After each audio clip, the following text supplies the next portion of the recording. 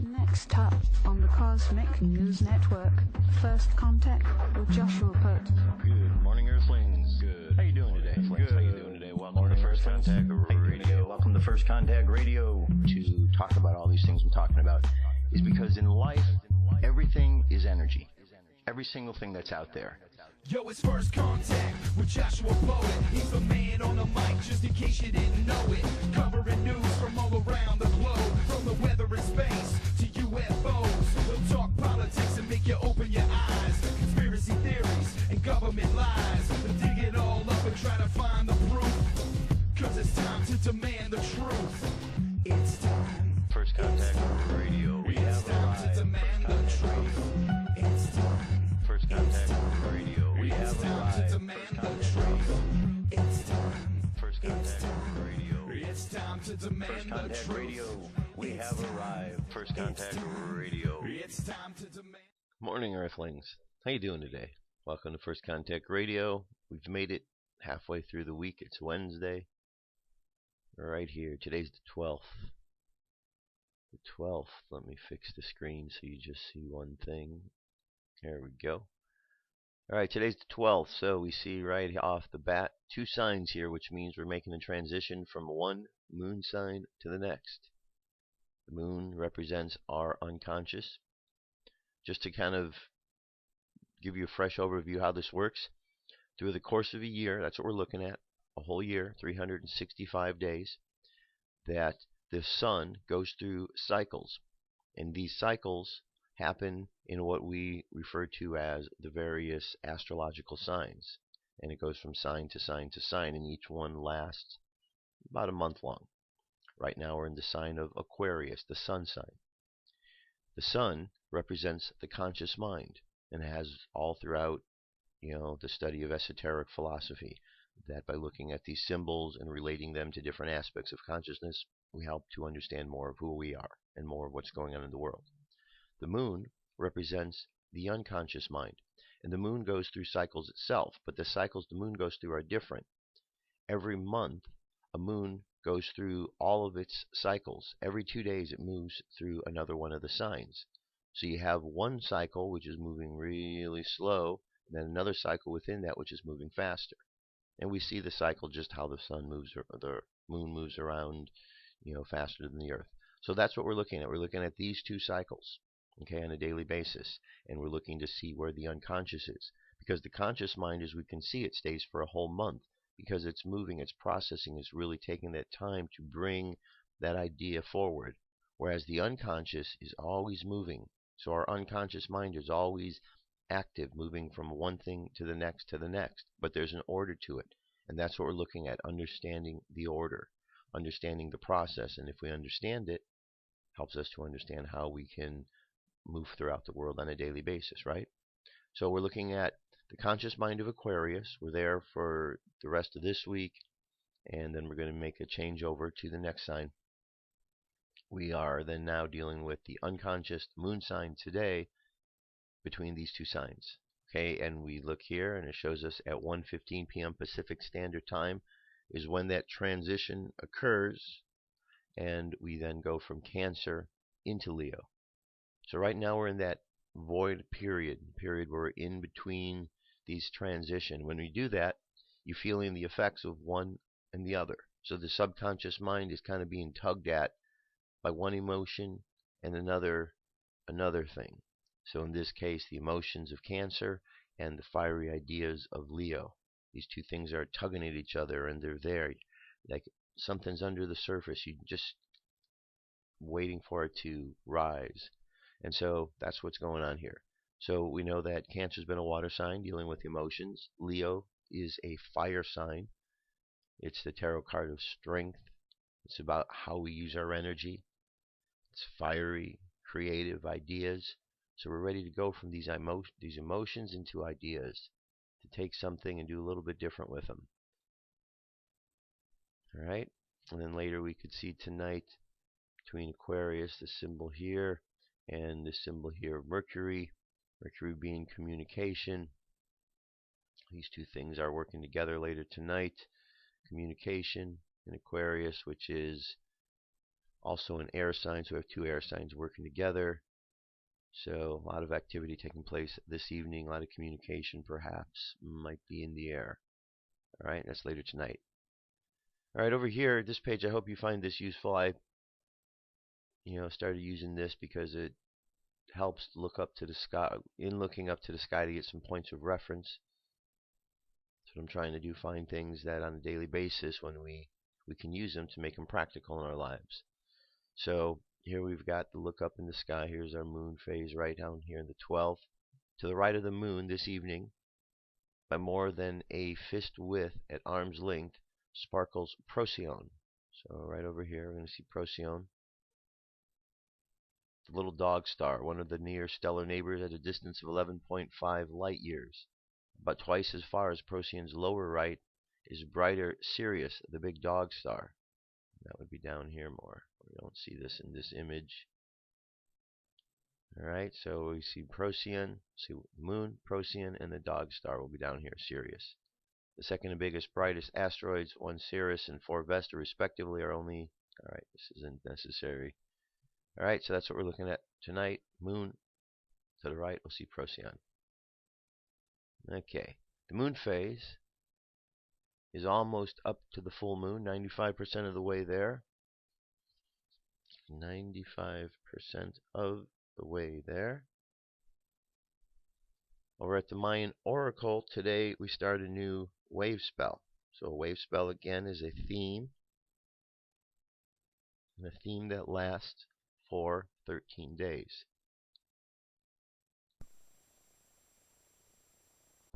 In this particular case, we start the theme of the serpent, which is all about life force energy, survival instinct. Okay, and so we have the same symbol up top as the guide for today. So this whole theme is all about the life force energy, understanding the survival instinct that lives within each one of us. Alright, so you can see that the surrounding symbols are the wizard, which is the like-minded energy. Vision of the eagle is our challenge for today, and our hidden power is the warrior, the ability to ask questions, to use our mind, our intelligence. The phrase for today is I unify in order to survive, attracting instinct. I seal the store of life force with the magnetic tone of purpose. I am guided by my own power doubled. On the long count, 6x-nab. Alright, and let's go over space weather. Solar wind is 445.4 kilometers per second. Planetary K-index at the moment between a 1 and a 3. Something's going on. Here we have some coronal holes. We can still see they haven't dissipated, so something has to be happening with those. M-class flare possibilities now at 45. X-class has jumped up from 5 to 10. So it looks like we have a little bit of activity going on to be watchful for, but our geomagnetic storm activity is low. So it's interesting how, some areas go down, some go up. Just different ways in which the energy fluctuates. Alright, and our numerology for today. Today is the 12th, so today would be a 3-tone day. Here's how we arrived at that. February 12th, 2 plus 12, that's 14. Plus the year, 7. 2 plus 1 plus 0 plus 4, that's 7. So we know that the 14, the 1 and the 4 equals a 5. So the 5 plus the 7 equals the 12. The 12 is the 1 plus the 2 equals the 3. And so today would be a 3-tone day. I also like to look at the 12 because, as I said, if these numbers fall within the 22 numbers that are the numbers of the tarot card, the major arcana, then I like to look and see what that additional meaning is. So 3 isn't in the chart I'm going to show you here, but 3 we know is the card of the hangman. It is the card that tells us we need to look at things with a different perspective. So that's the most important thing. With each one of the tarot cards, the major arcana, you just associate a main keyword to it And when you look at that idea, you just understand what it's about by that keyword. And that keyword unlocks a lot of other meaning, kind of like the internet. You have keywords that just get you places, but once you get that keyword, there's more information other than that. And the more you understand, the more you are initiated into the meanings of that particular keyword, the more you get information that is really available to you and helpful to you. So 12 is something that we know because we look at the numbers, but then the number that we're going to look at, it reduces to through theosophic subtraction, is the number 3. 1 plus 2 is 3. So 3 in the tarot card is the card of the Empress, which is all about imagination. It's about growth. It's an expansion because you've got the 1 and the 2. They already separated. Now they come together to make a third. So 3 deals with imagination, expressive communications, and artists. They are tolerant, joyful, optimistic, inspiring, talented, jovial, youthful, dynamic. The list goes on and on. The negative characteristics, however, are, for as inspirational as 3s are, there is a price. They're often vain, extravagant, prone to complaining, intolerance, hypocrisy, impatient, and superficiality are par for the course when it comes to 3s. And then this is the planet Venus, and as I said, this would be tarot card of Empress. So that's what we're dealing with today. All of the energies. Aquarius, moving into Leo, the unconscious mind. We've got the number 3 as our numerology. We have the beginning of a wave spell, looking at the theme of life force.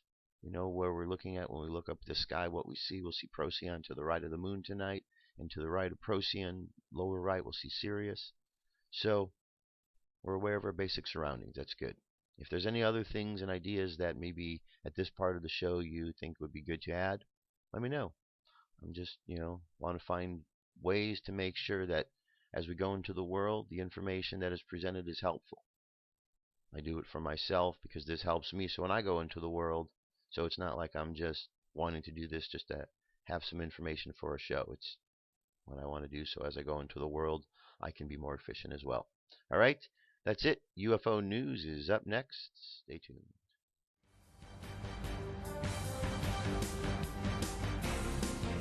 This is the UFO News with Joshua Poet. All right, Dirk. Thank you very much. Today I have a whole lot of stories. First one we're going to start with takes us up to the surface of Mercury. Planet Mercury. Giant structure on the surface of Mercury. Look at this. Now that looks like a definite square, doesn't it? Some sort of object. Well, maybe it could be a rectangle, but it definitely has a right angle edge there. Giant structure on the surface of Mercury. This is from February. Hey guys, check out this really odd looking structure. Scott C. Waring on Mercury. Today, this photo taken by the Mariner Venus Mercury mission known as Mariner 10. This structure appears like it is very ancient, since any smoothness of its sides or sharpness of the edges is gone. It does look to be partially covered in the surface dust or in areas. I also noticed it looks like the wing on its left side has been cut off and exposes a large triangle area with a circle in its middle. In front of the structure, a craft is massive and sloped with its right edges coming outwards as it accommodates a walkway or landing area for a smaller craft. Mercury has a surface area equal to 0.147 Earths, but I just can't estimate the size of the structure. Okay, so there's definitely something there. And we know that Scott catches a lot of things looking up there, so check this out. It's got a nice good video here, just going into all the little details of it. Alright, let's moving from there. Now, this is an eagle, right? Only thing is, this is Mars, or we're told it's Mars. So, giant bird in flight on Mars caught in NASA. So, question is this really Mars? Or is this really someplace on Earth and an eagle just happened to be flying by? It's one of the two things. We've certainly seen enough strange anomalies to make us question whether or not what's going on in Mars is real. But we've also heard enough stories to indicate the possibility that there is something very real going on there. It's hard to tell sometimes. An unidentified flying object was caught in a NASA photo, and not just any photo, but the billion-pixel view of Mars taken by Curiosity rover. Street Cap 1 of YouTube detected and reported it on today. This object looks to have a head in front and the left side and long wings bent down below it, causing it to appear much like eagles on Earth. If life is on Mars, we can assume that there are many kinds of predators that hunt in the air. This very well could be an eagle or even an alien craft, but we need a close-up of the object with a better focus. It looks like a billion pixels still has a lot of things out of focus. Is it NASA or is it something else?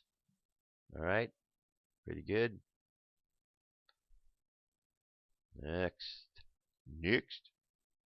Red, low altitude, red glowing disc shape UFO photograph.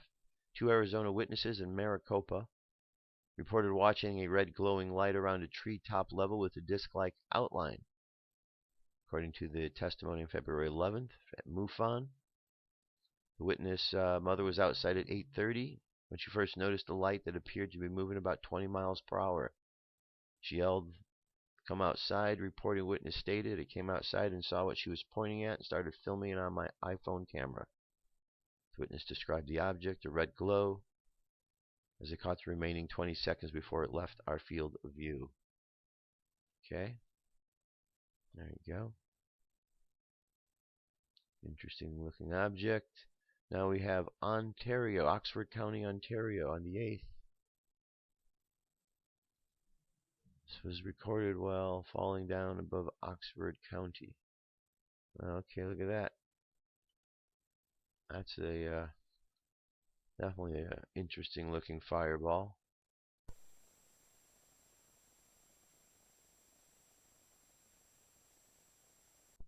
Okay. Let's move on from there. Next, we're going to go over to a little review of a case, long-time case, Travis Walton. Now, there's a video here.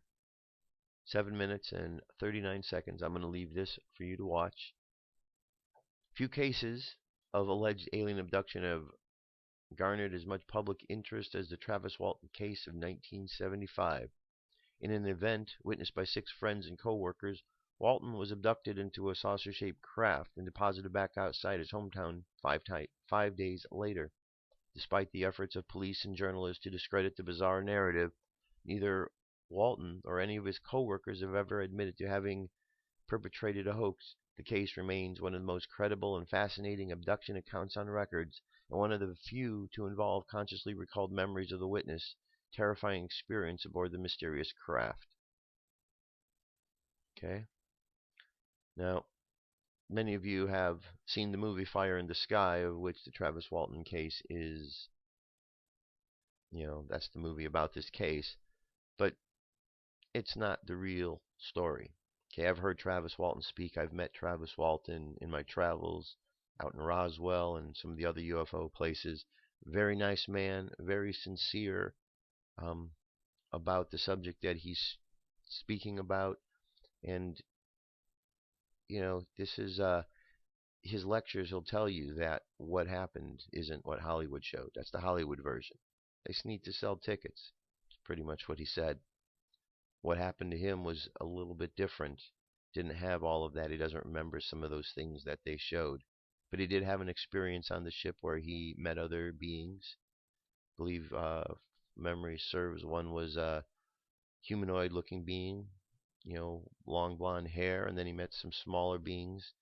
And he has talked also about some of the things that have occurred with him since he has had this experience, some of his abilities that have developed. So he has gained some insight from it.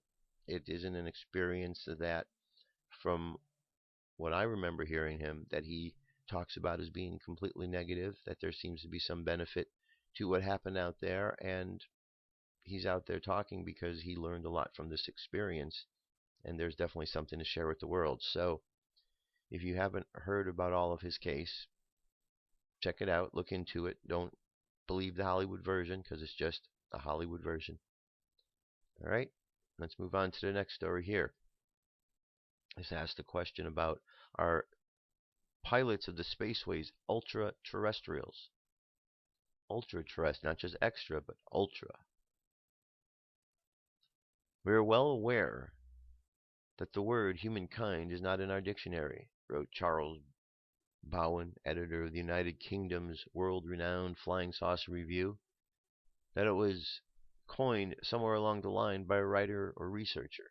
Nevertheless, it seemed to suit our purpose far more than those other words of anthropology, like hominid, which means kin of man. The Neanderthal man was one of these, and hominid, which means man-like ape. These were the words that formed part of the foreword to Gordon Creighton's anthology of cases from around the world entitled What Else? The Humanoids, thus far-reaching book, published a few years after it became acceptable to speak openly about the possibility of UFOs having occupants. Bowen also drops a hint at Dr. Edward Condon and his committee had access not only to the humanoids and issues of FSR in assisting their evaluation of the phenomenon. The cases contained in the book are another age and are widely known to the audience interest in the field, but it's perhaps hard for the modern readers, particularly those who are newly arrived to the field, to imagine a time when even believers in flying saucers preferred not to deal with the possibility of being stepped out of these lights or crafts or projections.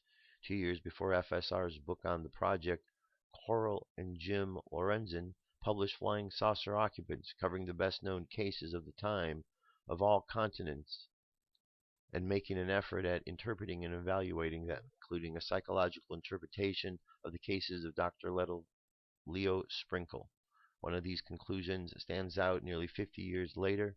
In rare instances, we may examine a report of UFO occupants which involves an observer who is sound of mind, has a stable emotional structure, an artist's eye for observation, and whose experience takes place under ideal lighting conditions. It was impossible to tell whether they were military or not, but that they were all dressed alike in sealed astronaut-type one-piece plastic suits with bubble helmets and tanks strapped to their backs.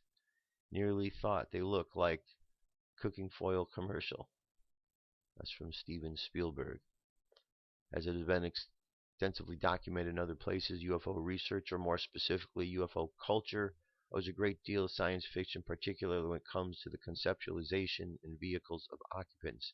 The notion of the silver-gestured alien, so commonly referred to, common to early occupant reporters and contactee chronicles, may owe a lot to the iconic vision of Michael Rene's Klaatu descending from the spaceship in the day the Earth stood still. All right, there's a lot more to this article here, but it's well worth the read. You know, one thing that kind of brings to mind is, you know, the other day there was a article or a video I pointed you to. It's posted yesterday. It was flying saucers and secret societies. I don't know if you had a chance to watch it. If you haven't, do so. You'll really enjoy it. It talks all about the history of secret societies, going all the way back to Atlantis. It talks about the evolution of the societies, the evolution of society, the Illuminati, and how the alien agenda fits into that. And part of it talks about the disinformation that is put out there in the world and the view that we have in extraterrestrials based on the propaganda that is put out by the news or that has been put out by those in the media assigned to teach people such things. And one of those is Steven Spielberg. We've heard of this for a long, long time about his connection. And this article, his name comes up again right here, because some of the most iconic bit of information we have does come from Steven Spielberg. Close Encounters of the Third Kind, okay, E.T., and then we certainly think of, as it said, the classic UFOs from the day the Earth stood still. And then the War of the Worlds, if you think of that story and remember that, there's all sorts of information and evidence talking about how this was an event that was done in order to test the public. And this video, if you take time to watch it, will explain that. So it's very good. So check out that video link from yesterday. It's all about secret societies and UFOs. It's well worth the watch. And you can see how it ties into the stories of what we know now. So there's a lot to uncover and unravel out there, because there's so many different stories and so much propaganda that to find the truth we really have to dig. Because the truth is in there somewhere. It's not all lies. It's not all truth. But we look in, we'll find the truth. All right, let's move on. We got one more story here. Telepathic alien abductees.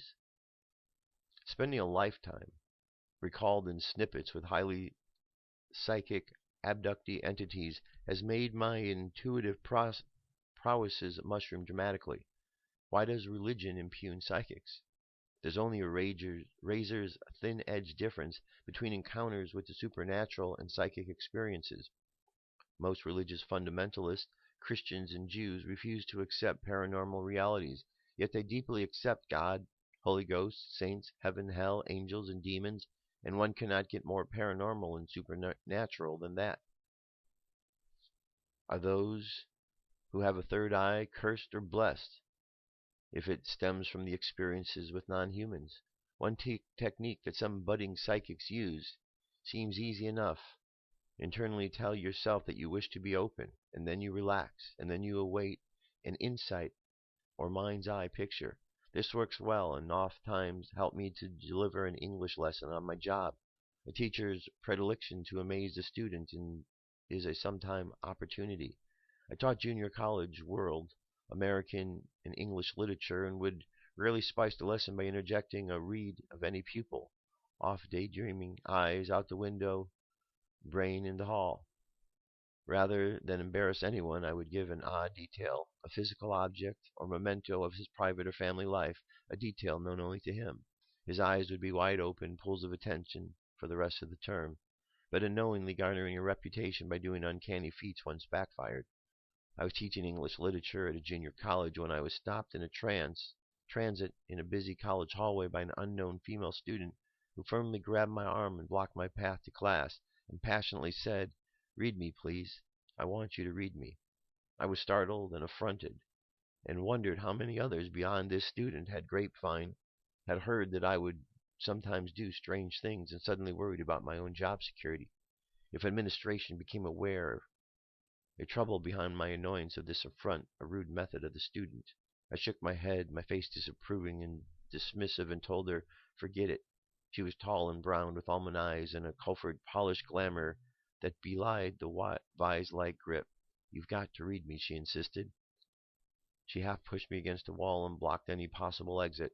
I feel that this was out of control student-teacher moment where one is assaulted. She insisted again. I relaxed completely, annoyed and in resignation. I had a sleepy, a motivational senior class of 35 drowning just doors away, and was suddenly flooded with the shoreline image of a vast body of water, a shore surrounded by water, and I was adrift far from shore. The strong image was now accompanied by the veiled feeling of dread. I quickly asked her, "Why am I seeing water?" To which she shrugged. I asked her again, "I'm seeing water. What does this mean to you?" She shrugged again. "I have no idea what it means." "But you perhaps do," I prodded. "Why am I seeing so much water?" "Oh," she said, "I'm on the swimming team." I had a quick surmise and needed to escape. I quickly told her, "Promise me you'll never swim in a lake. It's too far dangerous to take that chance in that you might drown. But also, promise me you'll also absolutely tell no one about this conversation." She smiled and nodded, lying to me, and I, late for class, hurried elsewhere to feel taken advantage of. That's the only time the intuitive accuracy came back to bite me. A totally relaxed, mental, light trance physical state, precisely the light trance achieved when on the road driving or watching television, makes one more receptive for the imposed images to float into mind. So it goes on and on, talks about the abilities and what have. And it says here, the last part of it, too many abductees, after a lifetime of encounters with aliens and their telepathical prowess, have experienced altered receptivity to suffer late interdimensional bleed thoughts. One can tell when alien small grains are nearby or in the same room, but unseen. There is an intense elevator experience of eyes in the back of on your back, combined with a creepy feeling. They generate a strong psychic creepy feeling, who then is inspiring us, micromanaging us behind our curtains. Inspirely literally means to blow ideas into, to hear, receive, and to see the psychic image impositions. Alright, so there's a lot to the article. Basically, the idea is that many abductees have talked about things like psychic abilities after they've had their experiences. So they're not all negative. The experiences are shocking, and maybe they go through some horrific things, but there's always something that seems to be gained from it, at least in a lot of the cases if you explore what is going on, what people have said. Alright, there you have it. That is our UFO news for today. I'm going to jump away and I'll be right back. Hold on. Come into our circle, Great Spirit. Fill our souls with peace.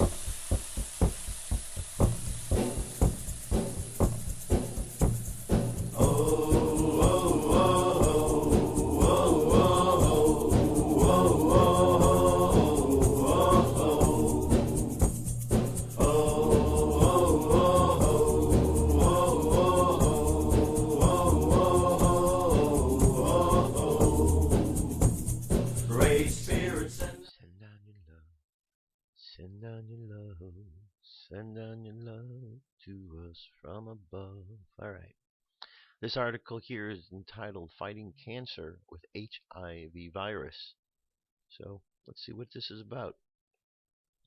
At least 12.6 million people are diagnosed with cancer around the world every year, and more than 7.5 million die of the disease, a toll that is steadily rising in every country as the population expands and people live longer, according to research by the World Health Organization.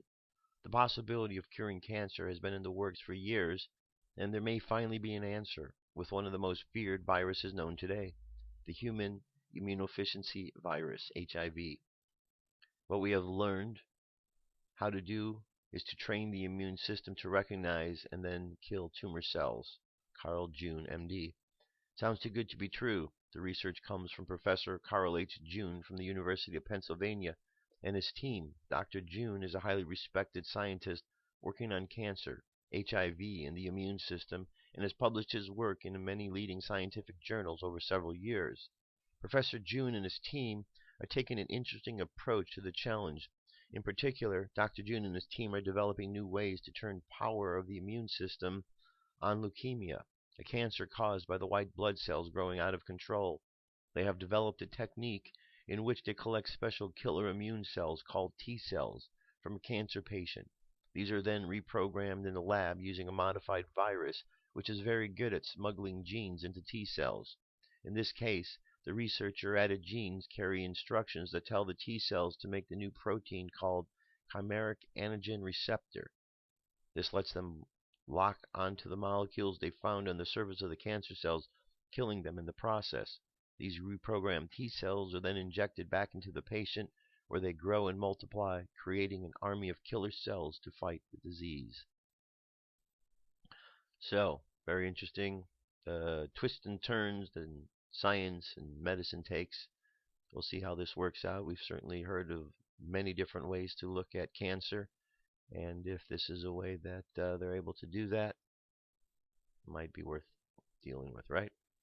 Okay, so we're going to jump to Mars for a couple of stories here, because the story of Mars having water is back in the news. Now, for those of you who have come to Earth from other planets and other star systems, which I know you have, okay, maybe you don't openly talk about it out there, but I know that if you're listening, that somewhere within inside you, you understand that this isn't your first go-round. Okay, this isn't your first rodeo here. You're down here on Earth. You've been through this process somehow, some other way. You have some sort of memories. Some of you may have been up on Mars or some of the other planets or in other star systems. You know, that's what's going on down here. There's a large collection of beings from other planets and other systems down here. So we have these memories within us of Mars, we know that Mars had water. We're just starting to catch up, or NASA's catching up with what many intuitively already know. Here's an image there. It says NASA spacecraft orbiting Mars have returned clues for understanding seasonal features that are the strongest indication of possible liquid water that may exist on the red planet. The features are dark, finger-like markings that advance down the Martian slopes when temperatures rise. The new clues include corresponding seasonal changes in iron minerals on the same slopes and a survey of ground temperatures and other traits in active sites. These support a suggestion that brines with an iron mineral antifreeze such as fermic sulfate may flow seasonally, though there are still other possible explanations. Researchers call these dark flows reoccurring slope lineae. As a result, RSL has become one of the hottest acronyms at meetings of Mars scientists. We still don't have a smoking gun for the existence of water in RSL, although we're not sure how this process would take place without water, says Lujendra Oha, a graduate student at the Georgia Institute of Technology, Atlanta, and lead author of 2 new reports about these flows. He originally discovered them while an undergraduate at the University of Arizona, Tucson, 3 years ago, in images from the high-resolution imaging science experiment HiRISE camera on Mars, on NASA's Mars Reconnaissance Orbiter. Okay, so there's one. There's more to the article. Now this one here is another one. NASA discovers signs of water on Mars. Well, it's widely believed and accepted across the scientific community that vast oceans existed once upon a time in history on the Martian planet. Proving that water still exists on Mars is proven a little harder. The features are dark finger-like markings shooting down the slopes of the red planet when temperatures rise. Researchers call these dark flowing lines reoccurring slope lineae. So RSL, that's what we've learned from this. Reoccurring slope lineae, lines that show that there was something going on up there on Mars, which they believe is water. Alright? RSL, a new term for today. And here is an article which tells us that the oldest known star in the universe has been discovered. Okay. So, Australian astronomers announced an astonishing new discovery this week. A team led by astronomers at the Australian National University has discovered the oldest known star in the universe, which formed shortly after the Big Bang 13.7 billion years ago. The discovery has allowed astronomers for the first time to study the chemistry of the first stars, giving scientists a clearer idea of what the universe was like in its infancy. This is the first time we've been able to ambiguously say that we found the chemical fingerprint of the first star, said lead researcher Dr. Stephen Keller of the ANU Research School of Astronomy and Astrophysics. Said this on a press release just the other day on the 10th. This is one of the first steps in understanding what those first stars were like. What this star has enabled us to do is record the fingerprints of those first stars. The star was first discovered using the ANU Sky Mapper telescope at the Siding Spring Observatory, which is searching for ancient stars as it conducts a 5-year project to produce the first digital map of the southern sky. The ancient star is around 6,000 light years from Earth, which Dr. Keller says is relatively close in astronomical terms. It is one of 60 million stars photographed by Sky Mapper in its first year. Alright? Cool. Very cool. Alright, so finding new stars, which are actually old stars, and that's all good stuff. Okay, let's deal with the subject of lost continents. Wednesdays I want to use this time for the next period of weeks or whatever to talk about lost continents. So we've been talking about in general lost continents. Last week Atlantis. So let's look at the subjects of Mu. Mu is another one of the lost continents that we've heard about. Here is a site at Red Ice Creations. They have this article and information. The Lost Lands of Mu in Lemuria by Brian Houghton. New Dawn magazine. Was Australia once part of a sunken continent? That is the question being asked. Lemuria and Mu are interchangeable names given to a lost land believed to have been located somewhere in either the southern Pacific or Indian Oceans. The ancient continent was apparently the home of an advanced and highly spiritual culture, perhaps the mother race of all mankind, but it sank beneath the waves many thousands of years ago as the result of a geological cataclysm of some kind. The thousands of rocky islands scattered throughout the Pacific, including Easter Island, Tahiti, Hawaii, and Samoa, have been claimed by some to be the only surviving remains of this once great continent. The theory of a lost continent in this area has been put forward by many different people, most notably in the 19th century by scientists, in order to explain the unusual distribution of various animals and plants around the Indian and Pacific Oceans. In the late 19th century, occultist Madame Blavatsky reincarnated the idea of Lemuria as a lost continent, spiritual homeland, and influenced a host of subsequent occultists and mystics, including the well-known American psychic healer and prophet Edgar Cayce. The popularization of Lemuria Mu as a purely physical place began in the 20th century with ex-British Army officer Colonel James Churchward, and the idea still has many adherents today. But is there a physical evidence to back up these claims of an ancient continent beneath the Pacific or the Indian Ocean? Or should these homeland stories be interpreted in another way entirely, perhaps as a symbol of mythical vanished golden age of man? This is Madame Blavatsky here. The idea of a lost continent known as Mu in the Pacific Ocean does not actually have a particularly long history. Neither is it mentioned specifically in any ancient mythologies, as some writers have suggested. The title Mu originated with eccentric amateur archaeologist Augustus Le Pleiadian,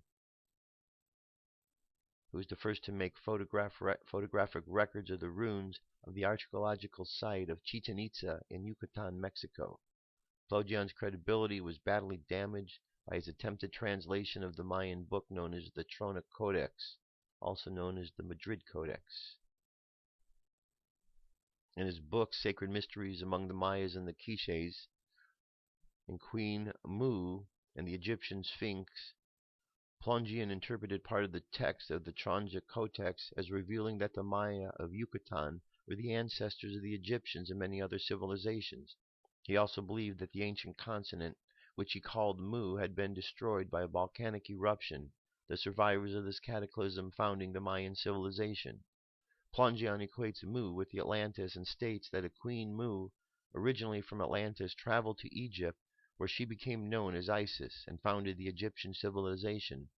However, Pleiadian's interpretation of the Mayan book is considered by experts in Mayan archaeology and history as completely erroneous. Indeed, much of what she interpreted as hieroglyphics turned out to be ornamental design.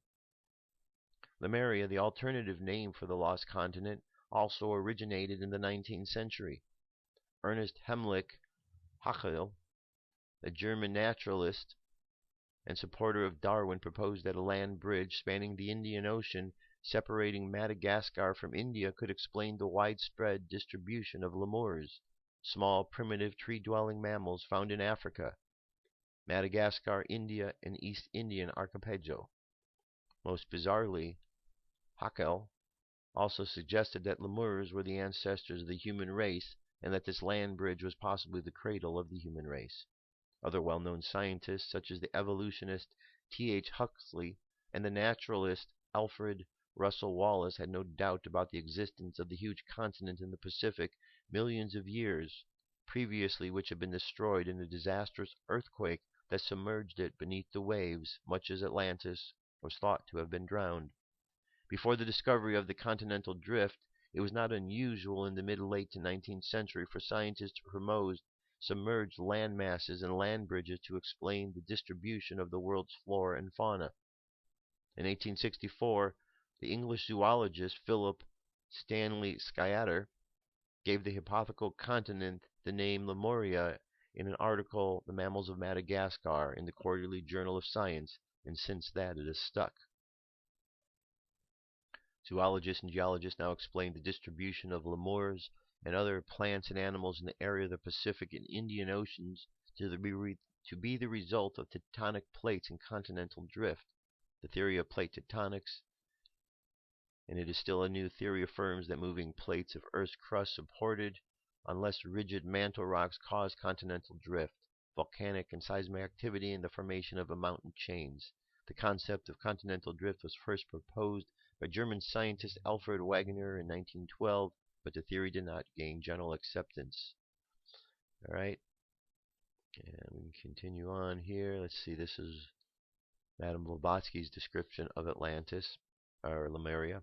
The idea of Lemuria as something more than a physical place, or at least somewhere which had been inhabited by non-human entities before the appearance of man, derives from the writings of colorful Russian occultist Helena Petrovna Blavatsky. Blavatsky was the co-owner, together with lawyer Henry Steele Olcott, of the Theosophical Society in New York in 1875. The society was an esoteric order designed to study the mystical teachings of both Christianity and Eastern religions. In her massive tome, The Secret Doctrine, from 1888, Blavatsky describes a history originating millions of years ago with the Lords of Flame, and goes on to discuss 5 root races which have existed on Earth, each one dying in an earth-shattering cataclysm. The third of these root races she called the Lemurian, which lived 1,000,000 years ago and who were bizarre telepathic giants who kept dinosaurs as pets. The Lemurians eventually drowned when their continent was submerged beneath the Pacific Ocean. The progeny of the Lemurians was the 4th root race, the human Atlanteans, who were brought down by their use of black magic. Their continent of Atlantis sinking beneath the waves 850,000 years ago represents the 5th root race. Blavatsky envisioned her Lemuria as converging a vast area, in her own words, it stretched from the foot of the Himalayas, which separated it from the inland sea rolling its waves over what is now Tibet, Mongolia, and the great desert of Skamo or Gobi. From Chittagong westward to Hardwar and eastward to Assam. From thence it stretched south across to what is known southern India, Ceylon, and Sumatra, and then embracing on its way as we go south Madagascar on its right hand, and Australia and Tasmania on its left. It ran down to within a few degrees of the Antarctic Circle, when from Australia and inland region of the mother continent in those ages, it extended far into the Pacific Ocean. Blavatsky also describes survivors of the catastrophic destruction of Lemuria escaping to become ancestors of some of the aboriginal tribes of Australia. She maintained that she took all of her information regarding Lemuria from the Book of Dizan, supposed to have been written in Atlantis and shown to her by Indian adepts known as the Mahatmas. Alright, so pretty good. So there's definitely more to this article, more information. We'll deal more with Lemuria next week. I'm looking at it because there's something else here, but I want to keep going. Interesting, though, how things tie in the UFO stories. The idea of telepathics came up a couple of times, and here in the story of Lemuria, talked about it being a telepathic civilization. So it's always interesting how throughout these stories there's always coincidences that seem to come up, but I don't necessarily believe in coincidences just happen for the sake of it. I believe it's all because everything's part of one big puzzle that fits together, and by paying attention we actually see what fits together, as opposed to we're making it fit together. We're just noticing it, that's all. Okay, so here's another one. Kind of fits into that idea. Do psychic abilities like telekinesis really exist? In the second half of 1960, American television stations had a series of programs featuring a young Israeli, Uri Geller, who literally mesmerized the audience, demonstrating his paranormal ability to move mental objects using thoughts. Perhaps these odd shows later inspired the Wachowski brothers to create the famous scene in the Matrix movie.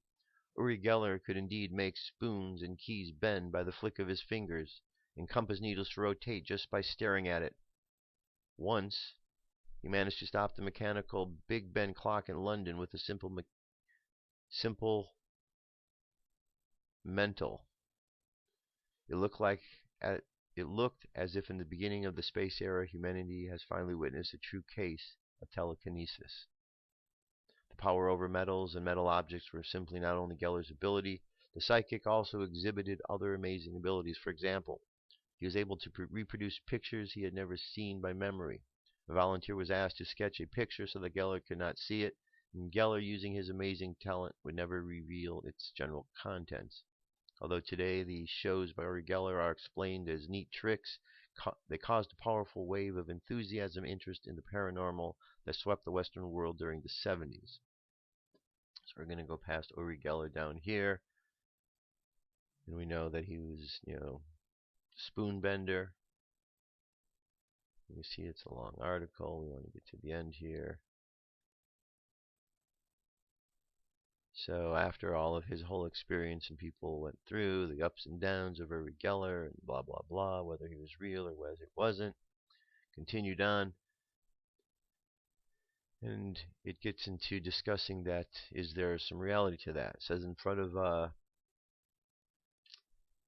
to this date, he assumes the audience in the paranormal nature of shows, although he admits that many of these tricks may be faked by dishonest imitators using dexterous manipulation. However, some of the results shown by Geller in these first experiences at Stanford still cannot be explained, even though they cannot be repeated. Meanwhile, the reward at stake is considerable. James Randi and his foundation, James Randi Educational Foundation, already offers $1 million to anyone who can demonstrate paranormal abilities in a controlled experiment.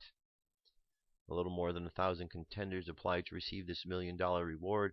Still, no one was able to win it. This includes the greatest, Uri Geller himself, who did not dare to meet the scientist again. Today, the famous psychic is devoting his time to artistic creativity, designing clothes and jewelry, and no longer bends metal spoons. However, he can still be seen in some TV programs showing all kinds of spinning tables. So, very interesting. People do have abilities out there, sometimes real, sometimes not. I don't know. I had an interesting experience with Uri Geller. I was at an event, and I was working at the event, part of the staff, and it was a spiritual conference, and Uri Geller was talking. It was a big auditorium, and I wanted to sneak in to hear what he had to say. And he's down on the stage, and I'm up in the balcony area, and I'm in an area directly in front of him, but up in the balcony. And he started to go into this experience where he was going to, I don't remember the exact details of what he was going to do, but he started getting into the psychic thing and started going into it. And so I'm up there and I'm looking straight down at him.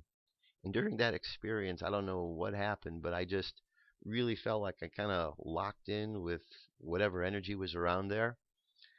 And in the middle of his thing, he stopped and he looked and he told everybody, he goes, I don't know what's going on, and I can't do this. Something's blocking me. And he's looking around, and honest to goodness, he looked up right where I was, and I ducked down in the thing, and I snuck out to seats real quick because I kind of felt like, for whatever reason, I'd locked in that point, and maybe I didn't. Maybe it was just all in my mind, but that's an Uri Geller experience. I'll always remember that was very, very bizarre. So if you were there in San Diego and you happened to witness that and you saw he got stopped, oops, sorry. If I was involved, didn't mean to do it. Anyway, let's move on here. This is the message for today from the Pleiadians. Here we go. Galactic Federation of Light, the Pleiadians. April 2nd, 2014, by Robert Measure. You are working within in many dimensions, temporal junctions, and time loops, many levels of awareness and intelligence. Stay in the heart center, and emanate the love of your multidimensional soul self. Once you really connect with yourself on a soul level, and spread love from each facet, through each dimension from every other dimension, you will harmonize and bind each facet of self, and each dimension giving you access to a myriad of worlds, and a united awareness and conscious attainment. Ethereal spirals of kinetic cycles progress in an infinite loop, centered, conjunct and emanated from the one heart of the metacosmic mainframe. Beloveds, get to know yourself on every level of your being, dark, light, balanced, hyperdimensional, intergalactic, God state, etc. Love is ever coalescing the interchangeable diversity of spiritual fragmentation. As you move through the higher dimensions, duality becomes less and less noticeable. In the lower, denser dimensions parallels of fractal emission condense, creating dense duality. As you allow more light and love to flow through you, duality seems less dogmatic and becomes more flexible. This is why information comes through with more clarity when connected to the higher realms. And this is also the reason for conscious evolutionary spiritual expansion. Vectorial fusion is a good way to describe the spirit's evolution, and how it is possible to enter into higher states of awareness and lighter dimensions of flexible energy. There is a balance that needs to be rendered. In each level of your being, your energy must be able to resonate and impact both dense and flexible.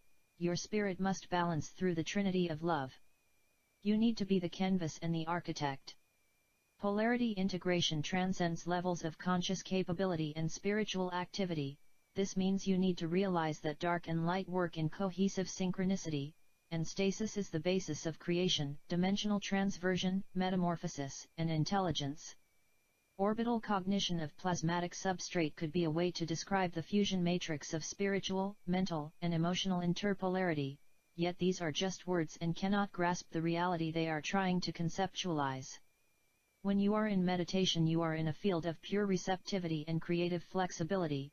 Your creation matrix could be represented as the geometric biological correlation of the structures you form in the voidless state of meditative ritual. Light could be viewed as the language of the universe, and love the syntactic, and darkness the receptive field of imprint and network. Yet, this does not quite grasp the fullness in which we are trying to portray, as no language except that of experience can scratch the surface of the fullness being sensed. As you expand through spiritual fusion, the underlying concepts of each dimension dissolves in the void of mental contraction. As spirit becomes more conscious of its true nature, the dogma and principles of limitation rendered by dimension construct hit the midst of realization, and are freed from their customs.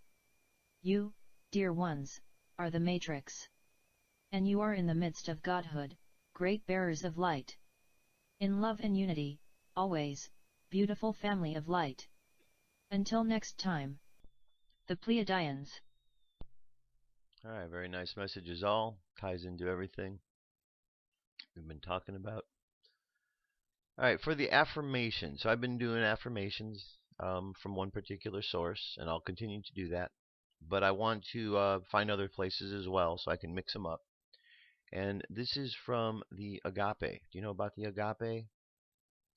Michael Beckworth, Reverend Michael Beckworth. If not, you're going to learn about them. Because I'm going to link the site up here. I'll get into talking about them more in detail another time. But they have these great affirmations and meditations here. So let's look at this one for today. Has like a meditative thought, something just to consider, and then the affirmation. Most of us are certain that we have experienced some degree of love. Well, here, let's just do this. Let's begin our meditation. I want you to close your eyes. Take a deep breath. And exhale. Take another deep breath. And exhale again. And just continue to breathe, and as you do, just contemplate the thought. Most of us are certain we've experienced some degree of love, be it with a life partner, our children, parents, sibling, friends, gods, our spiritual teachers, animal companions. Although love itself is an invisible energy, it feels tangible when we feel it directed towards us and when we direct it towards others. This is love experienced as a noun, a something labeled love. The ultimate form of love, however, is a verb, a state of being, love itself, the essence of our true nature. So contemplate the idea of love, and contemplate the words of today's affirmation. The power, presence, and love of God live in the midst of me. I am fully connected to the vast and abundant nature of the universe. My body is the temple of the living God, whole, complete, and perfect. Divine insight frees me from fear and doubt and worry. Self-love and acceptance is the starting point in all my relationships. Gratefully and gracefully I live these words of truth. and so it is. Amen.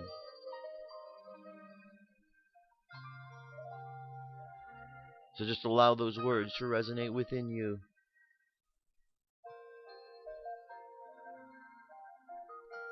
I'm going to recite the words again. Just contemplate them again. This very powerful affirmation.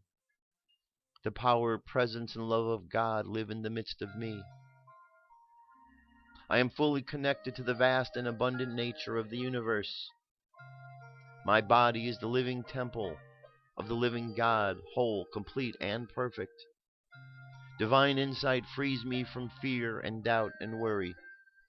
Self-love and acceptance is the starting point in all my relationships. Gracefully and gratefully I live these words of truth, and so it is. Amen.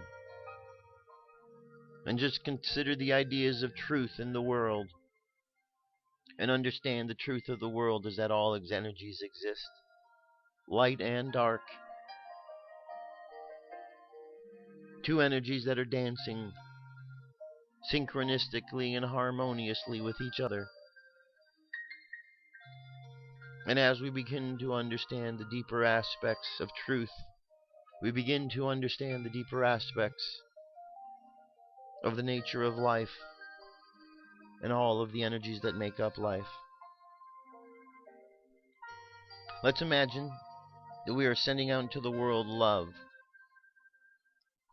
Just sending love from our heart chakra. And let's imagine as we go into the world, we set our heart on autopilot so that as we pass people by today, our heart automatically sends out to them a little beam of love.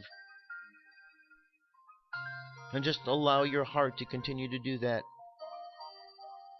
Imagine a setting on their autopilot. Send out love to everyone we see. And just allow yourself to go through that process today and just see what happens. See what happens. Now, let your subconscious mind continue on that journey, and let's bring our conscious mind back to the present moment on the count of 3. 3 coming back to the present moment filled with confidence.